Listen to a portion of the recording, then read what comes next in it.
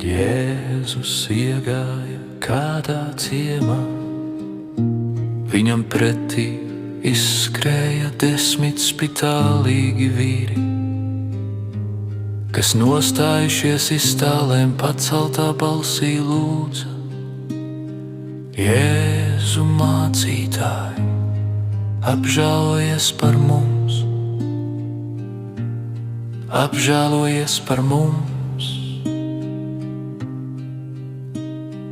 Viņš tos ieraudzījis sacīja: ejiet, parādieties priesterim, un notika, ka viņi ejot kļuva tīri, viņi ejot kļuva tīri. Bet viens no viņiem, redzot, ka ir izdziedināts, griezās atpakaļ, skaļā balsī slavādams Dievu, skaļā balsī slavādams Dievu, un nokrita uz vaiga pie viņa kājām, pie viņa kājām.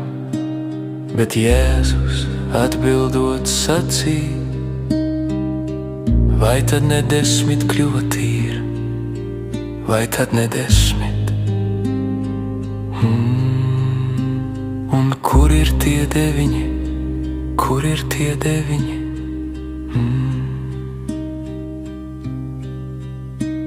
Neviens nav atradies, kas atgrieztos un atdotu Dievam godu, kā vien šis svešamnieks.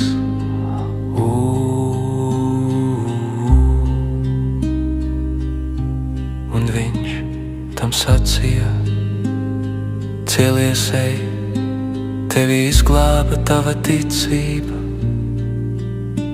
tevi izglāba tava ticība, tevi izglāba tava ticība.